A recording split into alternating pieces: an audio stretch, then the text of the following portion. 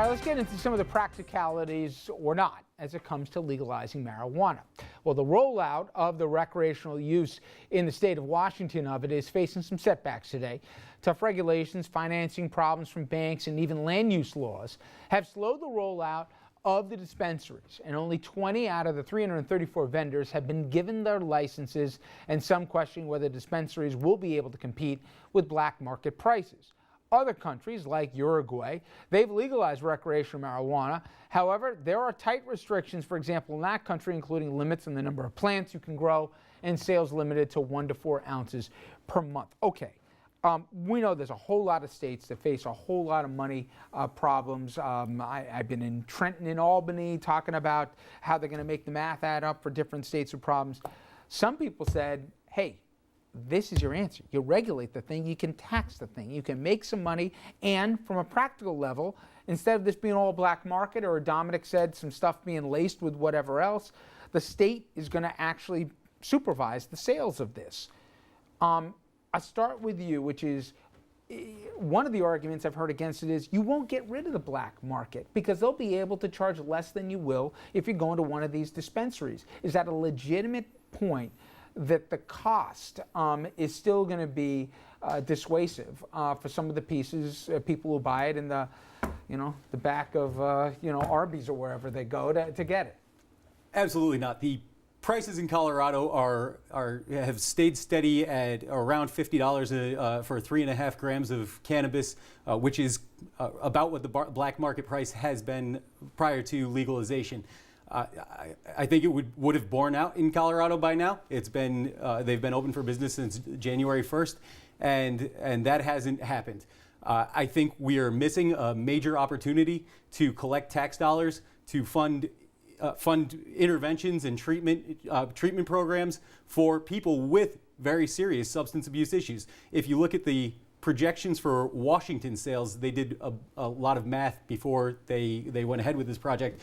Dr. Mark Kleiman was their consultant from UCLA. Did a lot of numbers, and if you apply the tax provisions of Senator Kruger's Marijuana Regulation and Taxation Act, if you apply the Washington production figures and sales figures to her, using her tax rates, you get about $850 million a year for New York. That's not going to close any kind of state budget deficit, but it'll go a long way to addressing our prescription drug abuse problem first and foremost. I want to bring Andrew in only because you did a lot on this in terms of the criminalization of it and the money associated with prosecuting nonviolent drug offenders, including marijuana. And I was surprised.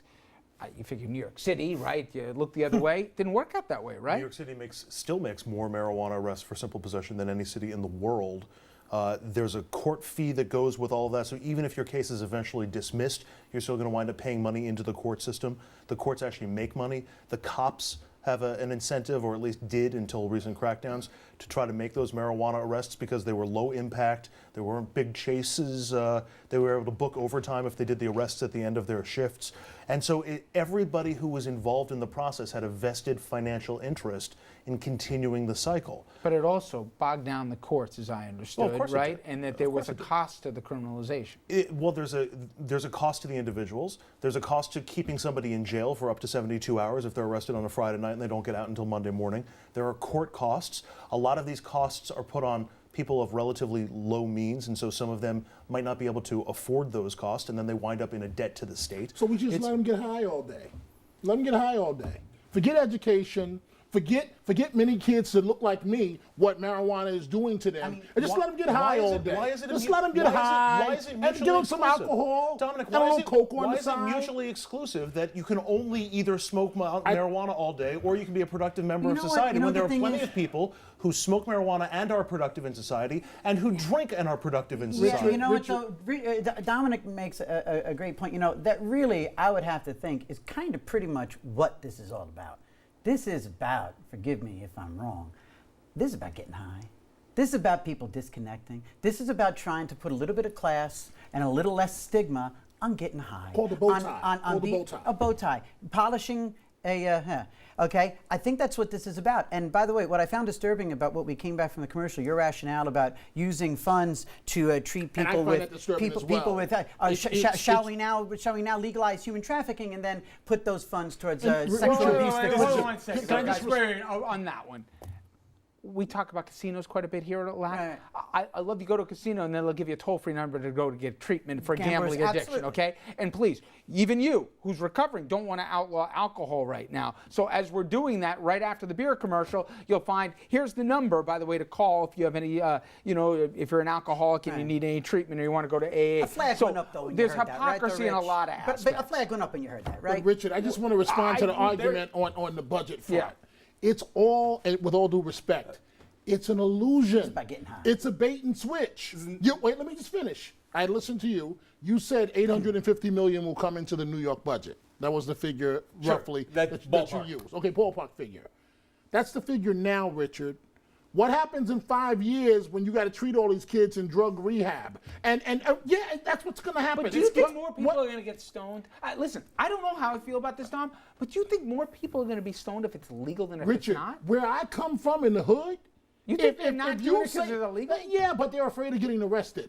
You give them a green light, these kids are already dropping out. Kids are already, the graduation rate's at 50%. First and of now, all, they and gotta now be we're gonna 21 get to do it. high. They gotta be But- 21 to okay, do it, you know? but that's just the number. If you give them the green light, they're going to get high, and we may save 850 million today. We're going to spend triple that Out of 5 years dimes. from now. Marijuana dealers do not check IDs right now in this state. If you're in high school or a young person and you go to buy marijuana, the dealer's not going to ask you for ID. In states with regulated markets like Colorado and Washington, they absolutely have a license to protect, just like beer and liquor store And what owners what do. does all of that mean? Well, they have something to lose. Adam, this is about getting high, though, isn't it? This is not about getting high. This What's is it about? why are you so intent on controlling adults' choices? What? Oh, should adults Because it should adults have the destroys choice? Now, lives. please don't jump on me. I know I have a reputation that precedes me by changing the subject. I'm not doing that. I That swear to sounds God. very I swear to God. kind, I swear to Carl. God. quite a Are you preface. saying that it's in a free society we should be able to choose? Are you talking now Yes, we should about be allowed to cocaine? choose- Are you talking about cocaine? Are you talking Let's about stick crack? with Are you the talking subject about- at hand. Should adults is the be subject allowed at hand. to every That is the substance, subject at every hand. substance should be regulated on its own terms. Ecstasy is ecstasy. LSD and magic mushrooms are LSD and magic mushrooms. But You've got a trench coat full of these no, these we're things that talking you- about cannabis right now, and cannabis What is are a we gonna be talking about relatively in 5 years, benign Adam? substance. Adam, what are we talking about in 5 years, pal? He knows. What are we Rich talking knows. about? We all know what we're talking about in 5 years. Well, Crack, we have a massive cocaine, the heroin rest of it. program that making it illegal has not solved. All right, we part company with there. Let's just, I'm with this as we keep the subject of cannabis, but Yeah. Andrew, we're up against, I want to get this question out that I just don't know the answer. With all due respect to that cheesy 60s ad, how do you say, okay, I'm okay to legalize it, but the cab driver is only going to have like 2 hits. He's not going to really be stoned. How do you, we know how to regulate DWI, and I know the argument goes you can do the same thing with marijuana, but isn't it harder? It's a brilliant question, Rich. It can be. There are tests that are coming through, and that was part of the process in Colorado, that are more advanced ways of testing it. Look, you've run a business for however many years.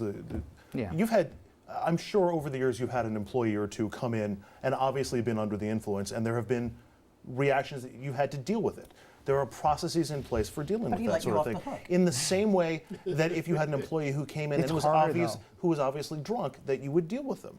That's part of the process that goes forward, and that's done on a case-by-case basis. We can have safety-sensitive industries, and we can have rules for safety-sensitive industries. There's nothing in legalizing cannabis that takes that off the table. But you know, Adam, I guess my point is you don't really see too many people coming in drunk to work at 9 in the morning. But some people get up and they smoke in the morning. Some right? people get up and drink in the morning. They do. Those are Did alcohol. you ever yes. do it? Yeah. No, never did that. But I mean, All right, we're going to see how this thing plays out. But I do think we all can agree on this. This debate will be on ballots, not just in Washington and in Colorado where it's been resolved, but it will be on ballots in your backyard, wherever you're watching me, and it is not if, but when, and sooner than I think many of you may think. All right, Adam, thank you very much. I appreciate it. Thank you, Rich. Yep, I wish you best of luck here. New attorney, by the way. Up next, Governor Christie faces more backlash after shooting down legislation aimed at cutting back on the number of ammo clips. Now, Newtown parents erupted following the governor's insensitive comments. Now we've got others weighing in. Is Christie digging himself a much deeper hole?